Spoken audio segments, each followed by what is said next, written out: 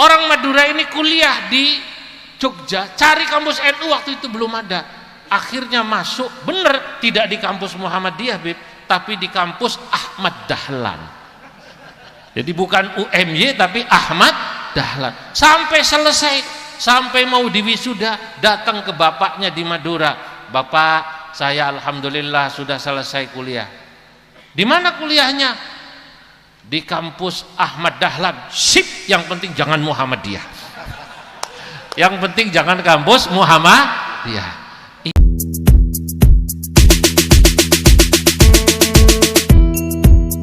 Assalamualaikum warahmatullahi wabarakatuh. Kembali lagi dengan saya Dimas Wildan. Kali ini kita akan mendengarkan ceramah yang sangat luar biasa dari Kiai Haji Zulfa Mustafa, Wakil Ketua Umum Pengurus Besar Nahdlatul Ulama. Beliau menceritakan salah satunya adalah antara perbedaan NU dan Muhammadiyah. Kalau NU itu bisa kumpul tapi tidak bisa baris, sedangkan Muhammadiyah bisa baris tapi tidak bisa kumpul. Bahkan beliau sampai bercerita kalau di Madura yang penting anaknya itu tidak kuliah di kampus Muhammadiyah. Diceritakan oleh Kiai Zulfa, ada seorang mahasiswa yang kuliah ke Jogja, dia kuliah ke kampus Kiai Ahmad Dahlan. Orang tuanya mengatakan mantap, yang penting tidak Muhammadiyah. Padahal kampus Kiai Ahmad Dahlan itu adalah kampus Muhammadiyah, tapi karena tidak ada nama Muhammadiyahnya, ya dianggap bukan Muhammadiyah oleh orang Madura. Mari kita dengarkan, ini sangat lucu, sangat baik. Bahkan Kiai Zulfa juga menceritakan bagaimana orang-orang Nusantara ini bersolawat. Jangan lupa subscribe, like, komen, dan share ke teman-teman kalian semua. Terima kasih, selamat mendengarkan. Assalamualaikum warahmatullahi wabarakatuh. Kalau kita bicara sekitar 30 tahun lalu, Nahdlatul Ulama itu belum terbayang punya kampus seperti ini. Dulu yang punya kampus besar adalah saudara tuanya NU, Muhammadiyah yang besar-besar itu dulu. Universitas atau rumah sakit. Tapi itulah, umat Islam harus kerjasama. NU sejak dulu memang kerjasamanya baik dengan Muhammadiyah, karena Muhammadiyah dulu menyiapkan universitas dan rumah sakit, NU menyiapkan mahasiswa dan pasiennya. Dulu. Ya. Sehingga dulu sampai ada seorang yang asalnya dari Madura itu. Ini saya cerita dari paman saya. Pak D lah, kalau orang Jawa saya memanggilnya Pak D. Profesor Dr. Kiai Ma'ruf Amin, Pak Wapres itu kakaknya ibu saya, Bib. Jadi kalau ibu saya dari Banten, kalau ayah saya dari Pekalongan, tempatnya Habib Lutfi, cuman kami di Mbuaran. Tapi kubur ayah saya tadi cerita dengan beliau di Sapuro.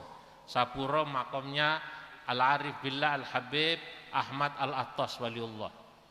Saya kecil dulu ya ziarahnya Sapuro. Orang Pekalongan itu dulu saking fanatiknya sama Sapuro, ada orang kemudian melakukan lagu sepertinya Arab, dianggapnya surat Al-Isra. Nenek-nenek itu semua langsung jawab Allah, begitu Prof. Padahal itu bahasa Jawa. Melaku liwati kuburan Sapuro. Allah, nenek-nenek itu dikiranya surat Al-Isra.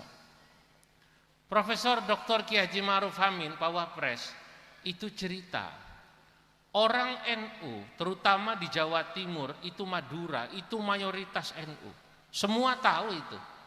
Saking kuatnya NU di Madura, itu belum ada gubernur kecuali NU di sana. Wali kota, bupati NU. Biasanya lurah NU. Bahkan saking kuatnya NU di Jawa Timur, di terminal Bungurasi Sidoarjo itu copetnya saja NU. Copetnya NU itu saking kuatnya NU.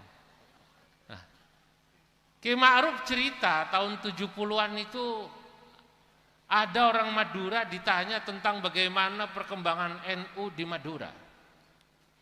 Kata Kiai, bagaimana perkembangan NU di Madura? Alhamdulillah Kiai, NU di Madura mayoritas tak iya? Oh, mayoritas. Mayoritas itu berapa persen kata Pak Kiai? 90% Pak Kiai. Oh, pikir Kiai kalau NU 90% berarti yang 10%-nya Kristen, Katolik, Hindu, Buddha, Konghucu. Nah, kata Kiai yang 10% tolong perinciannya bagaimana?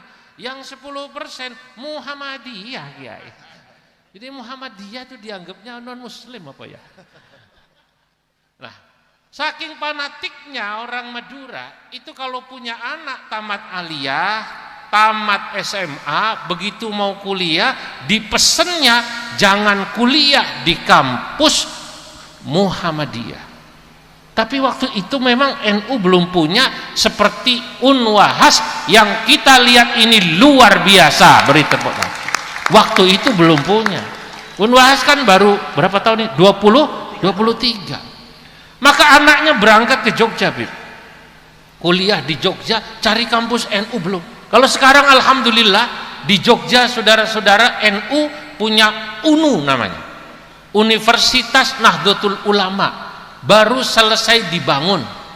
Alhamdulillah tanahnya dari Kanjeng Sultan dan dapat dana bantuan dari luar negeri, Uni Emirat Arab dan lain sebagainya, kurang lebih 600 miliar. Itu kampus NU yang baru dan megah. Orang Madura ini kuliah di Jogja, cari kampus NU waktu itu belum ada. Akhirnya masuk, bener tidak di kampus Muhammadiyah, Bib, tapi di kampus Ahmad Dahlan. Jadi bukan UMY tapi Ahmad Dahlan. Sampai selesai, sampai mau diwisuda, datang ke bapaknya di Madura. Bapak, saya alhamdulillah sudah selesai kuliah. Di mana kuliahnya? Di kampus Ahmad Dahlan. Sip, yang penting jangan Muhammadiyah. Yang penting jangan kampus Muhammadiyah. Itu dulu. Sekarang tidak. Memang orang Madura terkenal itu pandai sekali bersilat lidah. Wong saya ke Australia, ke Sydney, dengar cerita ada nelayan Madura ke Australia, ketangkep sama polisi laut Australia. Kata polisi laut Australia, Anda ini telah melanggar wilayah laut Australia. Apa kata nelayan Madura? Dobo abo, mulai kapan ini laut jadi punya sampean? Ini laut Tuhan, kata. Lu Anda ini telah mengambil ikan kami, ikan Australia. Apa kata nelayan Madura? Lu bagaimana sampean ini? Ini ikan dari Sumenep lari ke sini saya kejar katanya. Masya Allah, itu kalau orang Madura susah dilawan. Lah, saudara-saudara, ini cerita ya tentang bagaimana fanatiknya orang NU dulu, tapi ingin kuliah belum punya kampus yang bagus NU. Saya Prof setengah bulan lalu diundang ke Unisma. Unisma juga kampus kebanggaan Nahdlatul Ulama di Jawa Timur, adanya di Malang karena muridnya sekarang Unisma ada 25.000. Masya Allah. Nah, saya berharap kalau tahun depan kita kesini, Beb, katanya mau diundang lagi, wallahu alam, ini benar ya? Ini nanti saya berharap kampus Unwahas ini mahasiswanya dari 12.000, tahun depan bisa terus naik minimal ya, kalau belum bisa 20.000, 15.000 Unwahas ini. Insya Allah bisa. Nah, saudara-saudara, sekarang alhamdulillah sesudah 30 tahun seiring perubahan situasi dan kondisi, memang pada zaman dulu kesempatan untuk NU agak sulit, sekarang tadi sudah luar biasa. Saya tadi cerita UNU Jogja dapat bantuan dari luar negeri totalnya 600 miliar. Sekarang kampus-kampus NU berbenah, rumah-rumah sakit NU berbenah. Kalau dulu ada orang guyon, apa bedanya NU dan Muhammadiyah? Katanya ada yang bilang, oh NU itu katanya gampang kumpul, susah baris. Kalau Muhammadiyah susah kumpul, gampang baris. Apa maksudnya? Muhammadiyah dulu terkenal orangnya walaupun tidak sebanyak NU. Ini kan kalau yang hadir ini dari wajahnya kelihatan insya Allah NU semua. Amin. Yang senang selawatan itu, yang senang habaib itu semuanya NU kok. Yang mau cium tangan sama habaib, yang senang selawatan model sampean, insya Allah saya sudah keliling, itu mayoritas NU. Nah, NU bedanya katanya dulu gampang kumpul, susah baris. Maksudnya apa? Manajemennya, administrasinya belum rapi. Muhammadiyah katanya susah kumpul, gampang baris. Orangnya tidak sebanyak NU, tapi manajemennya rapi dan kemudian administrasinya rapi. Kula niku bet kalau diundang ten masjid NU sama di masjid Muhammadiyah, di kampus NU, kampus Muhammadiyah bisa membedakan. Kemarin Bapak Menko PMK Muhammadiyah, Profesor Dr. Ahmad Muhajir Effendi bilang, Kiai nanti kapan-kapan saya undang ke UMM. Dulu beliau rektor UMM, Prof. Saya biasanya bisa membedakan kalau ngisi di kampus NU, di masjid NU sama di Muhammadiyah. Itu kalau di Muhammadiyah itu biasanya rada tertib administrasi. Begitu selesai ceramah diminta tanda tangan. Apa ini kata saya? Anu Pak Kiai, administrasi. Nah, itu kelihatan itu di kwitansi, Prof. 10.000 misalnya ini misalnya. Oh, ini administrasi. Kalau di NU itu mboten, Bib. Biasanya asal diundang blesak. Nah, saya enggak tahu ini di Unwahas malam ini, Prof, enggak tahu itu. Itu kadang-kadang itu kalau di NU itu kalau main blesak ngamplop itu kiai ini kadang mikir kira-kira piro kita. Kiainya kadang-kadang penasaran, pengen tahu, akhirnya apa? Pura-pura nanya toilet, sebenarnya bukan pengen pipis, pengen weruh isi amplope piro gitu jangan-jangan. Nah, saudara-saudara, itu dulu katanya NU gampang kumpul, susah baris. Tadi saya begitu sampai sini, ungkapan NU katanya gampang kumpul, susah baris, sekarang terpatahkan. Kenapa?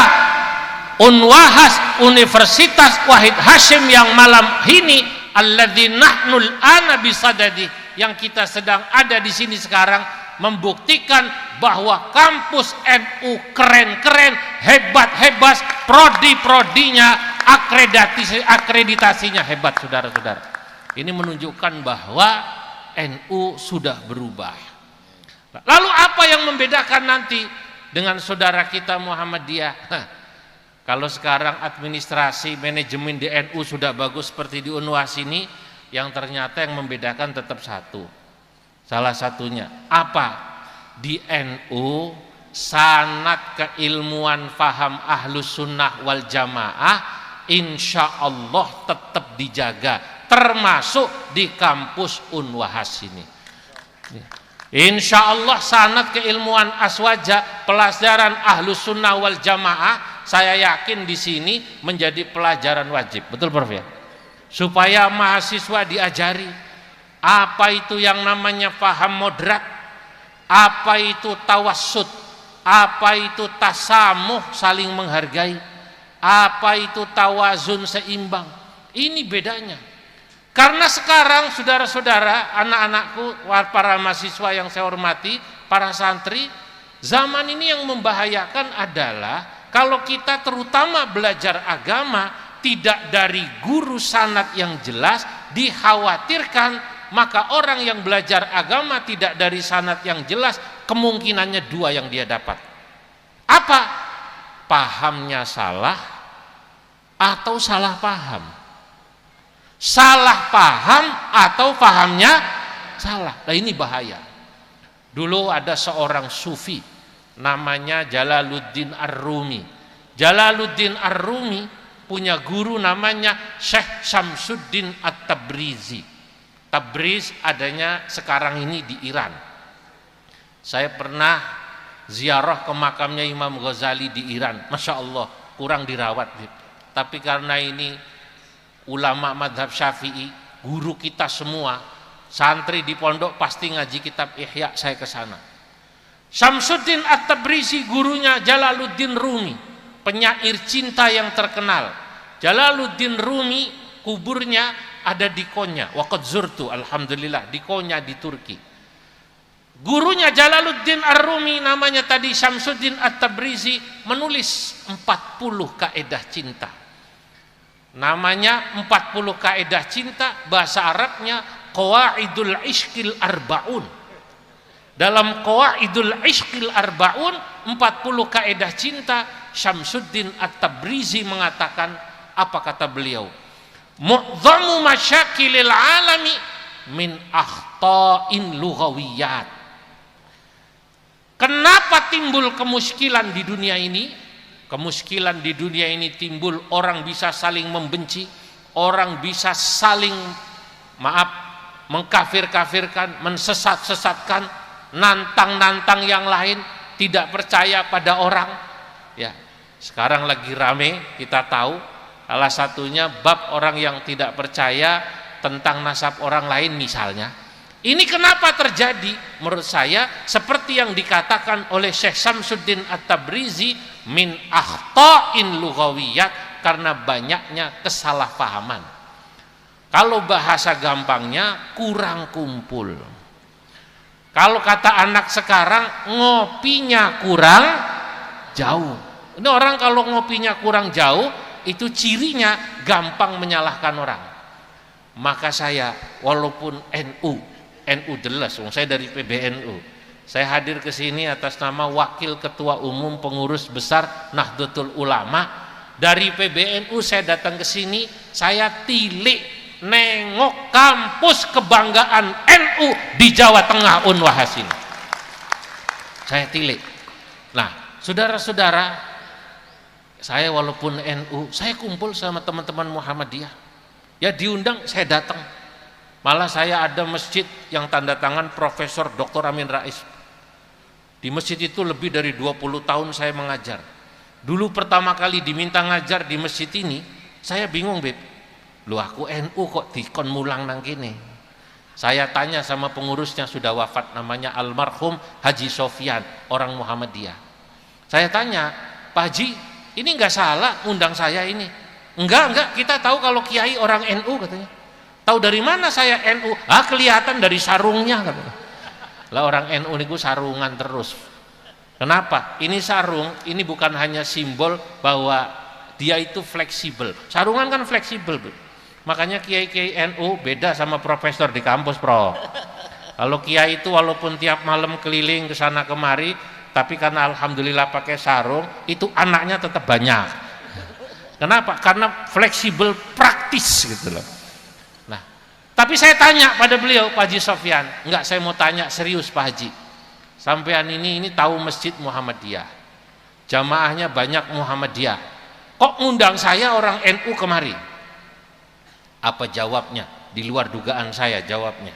Dia menjawab begini Kiai, ini memang Masjid Muhammadiyah. Kenapa kita ngundang panjenengan orang NU padahal jamaah di sini mayoritas Muhammadiyah? Ya ada jamaah NU, tapi kita ngundang panjenengan orang NU supaya apa?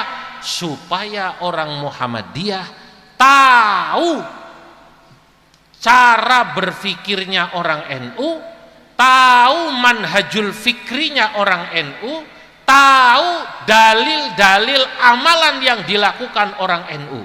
Kalau orang Muhammadiyah ngajinya sama orang Muhammadiyah saja, maka nanti dianggapnya NU sesat, ziarah kubur sesat, selawatan model ngene iki model zahir mania, kalau orang yang nggak ngerti dalilnya dianggap ya sesat, dosa dan lain sebagainya. Karena sholat katanya dianggap cuma satu modelnya, lafadznya cuma satu, Allahumma sholli ala Muhammad wa ala ali Muhammad. Sholawat yang model-model kayak tadi itu nggak boleh. Lah, kiai diundang ke sini, tolong jelaskan dalilnya orang NU tentang amalan-amalan orang NU. Wah, saya tertantang, saya datang, tak jelasno dari mulai tawassul, dari mulai ziarah kubur-kubur soleh. Saya katakan termasuk sholawat iki sing kalau di Indonesia lagunya kan macam-macam nggih. Ada yang lagu Jawa kayak tadi, anak soleh ono papat iku cirine, dan yang lain-lain. Saya katakan sholawat itu Pak, perintahnya kalau nanti orang ngaji usul fikih sifatnya umum, mutlak. Innallaha wa malaikatahu yusalluna 'alan nabi ya ayyuhalladzina amanu sallu 'alaihi wa sallimu taslima. Perintahnya umum, tidak ada perintah khusus bahwa harus kalimatnya Allahumma shalli ala Muhammad. Lah itu ada hadisnya Kiai, itu hadisnya dalam konteks sholat. Dalam konteks sholat kalimatnya jelas, sholawat Ibrahimiyah. Selain sholat, sholawat bebas, karena al-ibrah bil jauhar lal madhar, karena yang dilihat adalah isinya, bukan casing dan kulitnya. Itulah di NU. Maka ulama NU, saya katakan kepada jamaah-jamaah Muhammadiyah, di NU itu sholawatan kowe arep lagu Sunda oleh, Jawa ya kena, Madura ya silahkan. Bahkan misalnya nanti kalau Anda ke Sumatera, itu lagunya lain Pak. Kalau niki ditakdirkan sebagai pengurus NU keliling Bib. Kalau di daerah Sunda kemarin dari Sumedang saya pura-pura orang Sunda ngomongnya sim kuring begitu. Kalau nanti di Sunda saya selawatannya ngikutin Sunda. Ini orang Sunda, beliau Majalengka. Karena orang Sunda suruh sholawatan seperti Az-Zahir ngikuti lagu-lagu Jawa, alamati anak soleh ono papat, tidak bisa. Mereka lagunya yang lain, Manuk Dadali, Ya Rabbi bil Mustafa Balik maqasidana Waghfir lana ma madha Ya wasi'al karami. Ini bangsa Cecep, Asep, Ujang. Saya ke Papua, ke Bovendigul. Bovendigul itu dari Merauke dulu, sekitar 5 tahun lalu, jalannya belum bagus, belum ada pesawat nyambung. Saya meresmikan madrasah dan masjid NU. Kaget Beb, kaget Prof. Di tengah hutan, di tempat di mana Bung Hatta dibuang, saya hadir meresmikan madrasahnya NU. Jamaahnya 3.000 orang semua itu, bukan orang hutan. Seragamnya hijau, NU semua. Nangis. Terus selawatannya mengikuti kearifan lokal sana. Apuse kokondau. Ya Nabi salam alaik. Ya Rasul di Papua. Saya ke Sumatera Barat, keliling Sumatera Barat. Jangan dikira Sumatera Barat NU tidak banyak. Di kota ya Muhammadiyah, tapi Darmasraya, Pasaman Raya itu torekoh banyak di sana. Di sana orang Sumatera Barat kalau selawatan lagunya lagu Ayam Delape. Ayam Delape itu lagu Sumatera Barat. Ya Nabi salam alaika, Ya Rasul salam alaika, Ya Habib salam alaika, salawatullah alaika. Ayam Delape. Saya ke Riau. Di Riau lagunya Melayu selawat. Tidak bisa kayak orang Jawa sini. Lagunya lagu Cindai. Ya Rasulullah salamun alaik.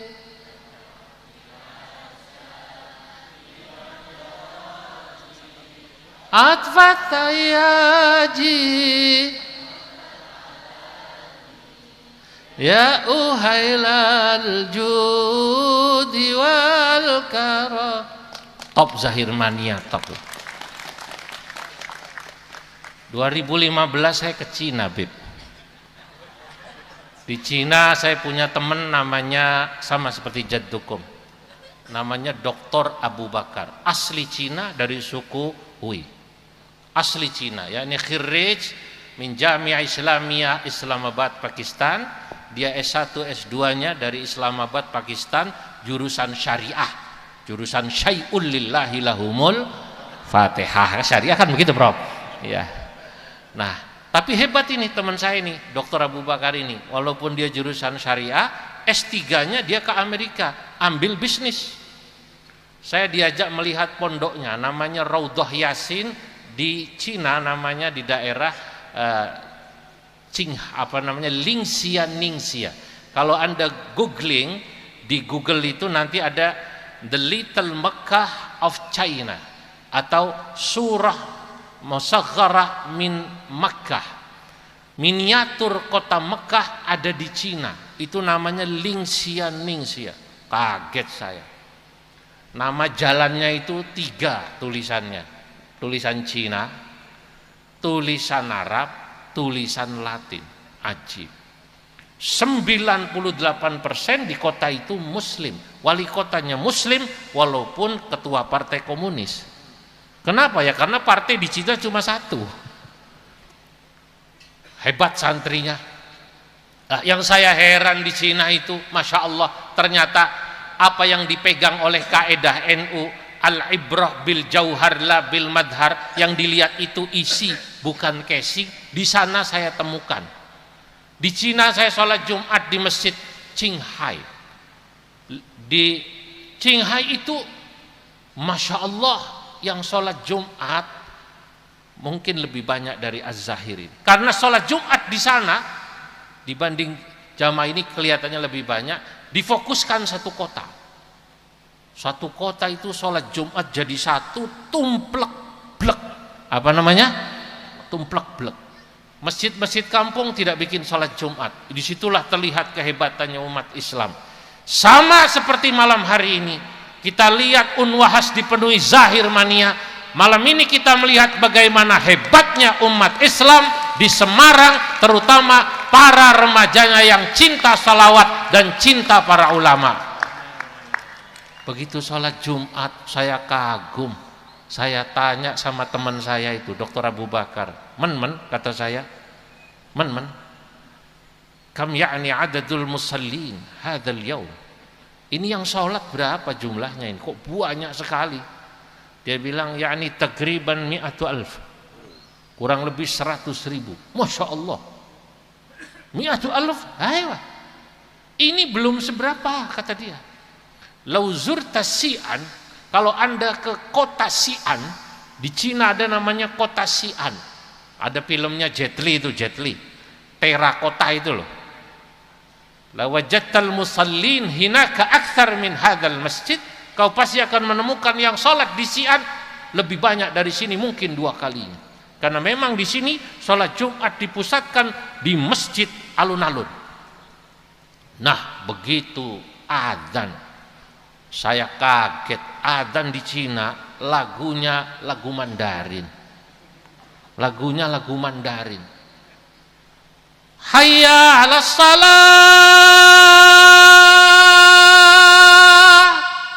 hayya 'alas salah, hayya 'alal falah, hayya 'alal falah. Allahu akbar, Allahu akbar, la ilaha illallah. Jareku ajib ki, adzane kok ajib, kata saya. Di samping saya Al-Maghfurlah Kiai Haji Saifuddin Namsir, Rais Suriah PBNU, sudah wafat. Beliau sampai nangis. Kulo batin, Bib. Saya batin, Bib. Ini pasti orang Cina kalau diajak asyrokolan sama Bibidin pasti lagunya lagu Jet Li. Begitu diajak asyrokol sama Bibidin, begitu asyrokol lagunya lain, tidak seperti yang normal. Ya Nabi salam alaika, di Cina lain. Lagunya apa? Lagu Jet Li. Ya Nabi salam alaik, plung plung plung. Ya Rasul salam, plung plung plung. Lah kalau di NU ditanya Kiai NU, nek ono selawatan model ngaton niku, kalau seperti itu bagaimana? Tidak masalah, karena yang dilihat al-ibrah bil jauhar lal madhar. Kalau dia keliling, nanti akan lebih banyak Anda temukan selawat dengan lagu yang aneh-aneh. Kalau punten Afghanistan, saya sudah ke Pakistan, saya ke Azerbaijan. Kalau Anda nanti ke Afghanistan, Pakistan, India, selawatan itu lagunya ya mirip-mirip kucu-kucu hota itu lebih mirip-mirip gitu. Ya Rasulullah salamun alaik ya rafi'asya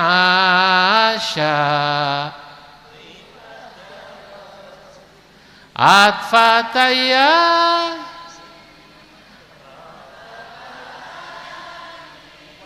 ya uhailal. Lo kok dadi India kabeh wong kene. Nah, inilah saudara-saudara. Oleh karenanya penting kita tuh terus belajar, terus berkumpul supaya kita bisa menyerap banyak budaya, menyerap banyak ilmu. Dulu saya ngaji sama Mbah Sahal. Kita tahu Mbah Sahal termasuk yang ikut Mandegani ini nggih. Mbah Sahal Mahfud ini termasuk ikut mendirikan Unwahas. Nah, ini guru saya, beliau Rais Am PBNU sampai wafat. Beliau juga Mbah Sahal Mahfud adalah ketua majelis ulama sampai wafat. Itu beliau orang yang mengajarkan kami para santrinya untuk berpikir luas, bergaul luas, supaya apa? Orang semakin luas pergaulannya, semakin luas ilmunya, semakin luas pengalamannya. Kalau kata anak muda, kalau ngopinya tambah jauh, insya Allah jadi orang yang moderat. Dalam satu bait saya katakan begini, wa man tawassa' fil ulumil mu'tadil wa kulli man tatarrafa asmah wa'tadil. Wa man tawassa' fil ulumi, barang siapa orang yang ilmunya luas, pergaulannya luas, wawasannya luas, al mu'tadilu, dia akan menjadi orang yang moderat. Wakul, dan katakanlah liman tatarrafa, pada orang yang ekstrim. Kenapa orang jadi ekstrim? Kenapa jadi ekstrim kanan maupun ekstrim kiri? Ya, karena mereka pergaulannya kurang luas, ilmunya kurang luas. Katakan pada mereka ismah wa'tadil, jadilah orang yang tasamuh, jadilah orang yang mau menghargai perbedaan, wa'tadil, jadilah orang yang moderat. Saya berharap insya Allah kita semua yang hadir, seluruh Zahir Mania yang hadir ini menjadi orang-orang yang terus mau menambah ilmu dimanapun.